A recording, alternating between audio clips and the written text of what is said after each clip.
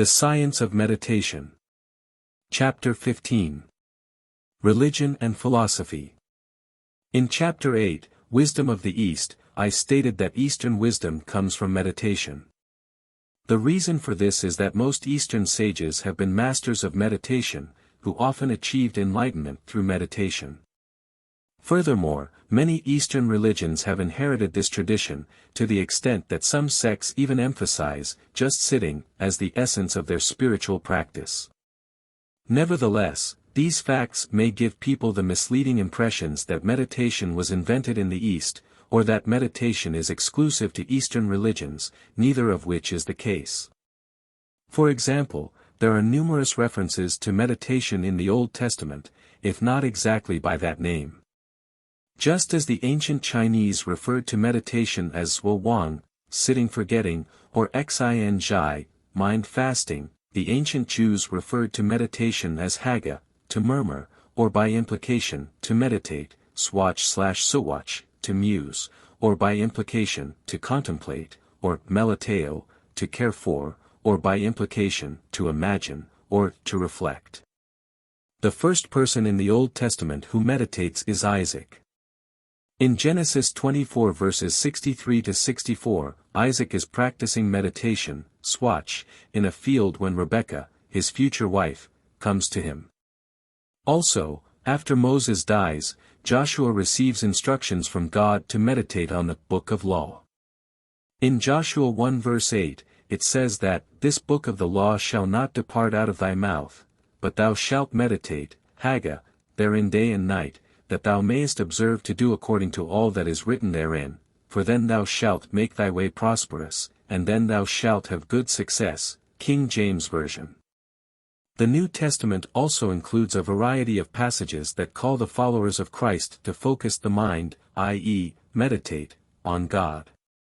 These passages, which include Philippians 4 verses 4-9, Colossians 3 verses 1-3, Romans 8 verses 5-7, Hebrews 3 verse 1, and Hebrews 12 verse 2, show that a person's thoughts determine who they will become. Thus, thinking about God, God's Word, and God's ways through meditation is a critical spiritual discipline for followers of Jesus. Whether the process is called prayer, contemplation, or reflection, they all involve entering a mysterious and even sacred state of mind by keeping the body still, that is, by meditating. As I pointed out in Chapter 7, Stillness and Motion, any human activity that is achieved by maintaining stillness in the body is essentially meditation. Although meditation has been a common practice in both Eastern and Western religious traditions, Eastern practitioners, especially those from Eastern religions, have invented more meditation methods, and created more concepts and theories, thus elevating the status and role of meditation in spiritual practice to unprecedented heights. One of those Eastern theories is Zhi Guan, which divides meditation into two steps, Zhi and Guan. Literally, Zhi means to stop, and Guan means to observe. Zhi involves calming or even stopping thought to achieve a state of mental tranquility. Guan involves exploring and contemplating truth after the mind has been calmed. The goal of Zhi is more or less the same for everyone, but the goal of Guan differs for different practitioners. For example, Buddhist meditators seek to achieve selflessness or emptiness, whereas Taoist meditators seek to achieve effortlessness and purity. But even atheists can explore truth via Zhi and Guan. In fact, anyone can meditate purely to derive significant benefits for both the body and the mind, without necessarily being tied to any specific religion. Aside from connections between Western religions and meditation, there is also a relationship between Western philosophies and meditation. Although Western philosophers may not have been as involved with meditation as Eastern sages have been, many Western philosophical ideas are intricately connected to meditation. For instance, many major historical figures in philosophy have provided answers to the question of what, if anything, makes life meaningful. Arthur Schopenhauer, who is one of those philosophical figures, posited that all human actions are determined by the will to live, that is, everything we do is driven by our desires.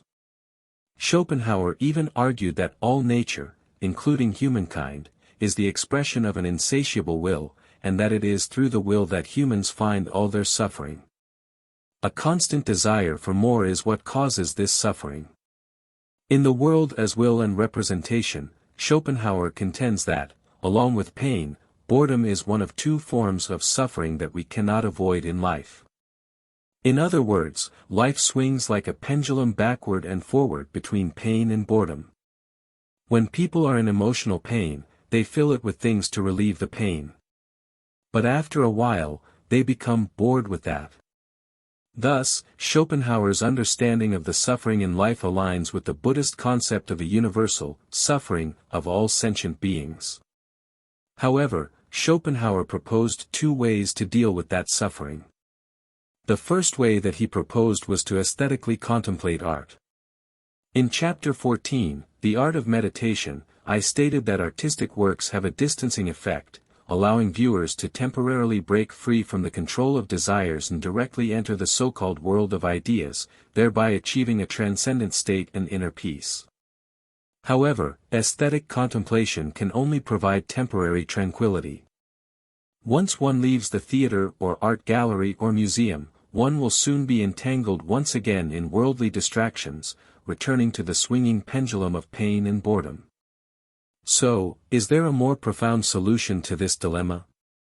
Schopenhauer offered another more thorough method than aesthetic appreciation, namely, asceticism, which is similar to Buddhist teachings. If one recognizes people's essence as the will to live, and understands that human suffering originates from the will, which is engraved in their genes, then resisting one's will would be futile. Fortunately, the will to live cannot control people's actions directly, but does so indirectly through desires. That implies that to liberate oneself from the torment of the will, one must eliminate all desire, cutting off the intermediary link between one's will and one's actions. But how does desire relate to meditation? We know that meditation involves maintaining consciousness, while allowing the body to enter a sleep-like state. During that process, the sensory nerves gradually shut down as the body enters sleep. If, like ancient thinkers, we believe that all desires come from the senses, when hearing, seeing, smelling, tasting, and touching are shut down one by one, all desires will disappear with them. While this simplistic and straightforward view may differ from modern biology's explanations of desire, meditation undeniably reduces desire, thereby bringing inner peace, clarity of thought, and spiritual fulfillment. It is evident that Schopenhauer's proposal of asceticism is a purely rational solution to human suffering, relying entirely on reason and self-control to combat desires. Meditation, on the other hand, ingeniously sidesteps this direct confrontation with desires. By inducing the body into a sleep-like state and gradually shutting down sensory nerves, meditation naturally dissolves desires from within. As Sun Tzu said in The Art of War, the greatest victory is that which requires no battle. Another significant question in Western philosophy is how to conceive of death. Socrates proved through various arguments that the soul is immortal, meaning that it does not perish with the death of the body. But, more importantly, Socrates embodied the unity of knowledge and action, consistency in words and deeds, and teaching through personal example. Due to his firm belief in the immortality of the soul, Socrates did not fear death. Even in the last moments of his life, he engaged in philosophical conversations with his students, maintaining a light-hearted demeanor. Socrates told his students that death signifies the separation of the soul from the body, and since the soul is immortal, the death of the body might not be a bad thing for a philosopher. The union of the soul and the body, especially the desires of the body, binds the soul, subjecting it to the distortions imposed by the senses on the essence of things. Therefore, the process of acquiring rational knowledge involves striving to free oneself from the interference of the body while seeking pure truths. In Plato's Phaedo, Socrates says, "The true philosopher does nothing but practice dying and being dead." So, what is the connection between death and meditation? As I mentioned in Chapter 11, Human Hibernation, one maintains stillness in the body during meditation, so that the body's built-in sensors cannot detect any muscle movement. With enough time and practice, the brain, or more accurately, the unconscious brain, mistakenly believes that one has fallen asleep. Then it will gradually shut down both the motor and sensory nerves, inhibiting the sympathetic nerves while stimulating the parasympathetic nerves. That ultimately leads one's body into a completely relaxed state of sleep. At that point, if one continues to maintain stillness, the unconscious brain will mistakenly believe that one has entered an even more extreme dormant state. Then it will activate the hibernation genes that have been dormant for millions of years. That process further lowers vital signs such as respiration, body temperature, heart rate, and metabolic rate to extremely low levels, even approaching a state of shock or death. Thus, it is not difficult to understand why people often equate nirvana with rebirth. The biological essence of nirvana is a near-death experience, a sensation of regaining life after approaching death. Perhaps, that is what the philosopher Martin Heidegger referred to as being towards death. In Being and Time, he wrote, "If I take death into my life, acknowledge it, and face it squarely, I will free myself from the anxiety of death and the pettiness of life, and only then will I be free to become myself."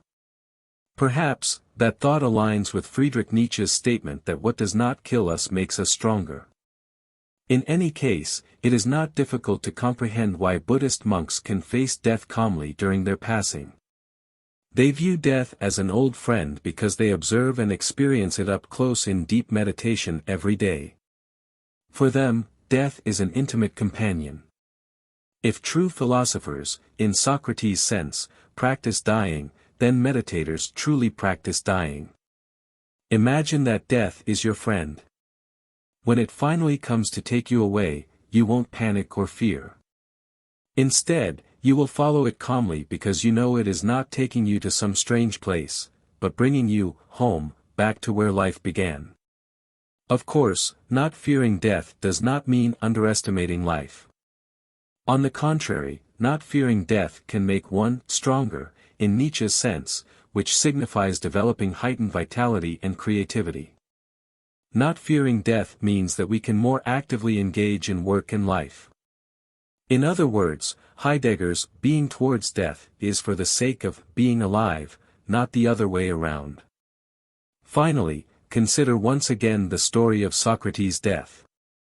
The ancient Greek philosopher had the opportunity to escape this fate because his students could help him to escape from prison at any time. However, Socrates declined that proposal, using his death to show the world what true unity of knowledge and action is. Yet, we can't help asking if Socrates' death was really necessary. Was it truly worth it to make a philosophical point? Or we can ask a more general question: in this chaotic world, in which we face various religious beliefs, philosophical thoughts and doctrines, and an overwhelming array of scientific theories and hypotheses, including the unconventional views proposed in this book, what attitudes and principles should one hold to achieve truth? In other words, is there a possible absolute truth or eternal truth? And if such a truth exists, is it worth sacrificing one's life to defend it? In response to these questions, I would like to conclude with the words of the philosopher Bertrand Russell: "I would never die for my beliefs because I might be wrong."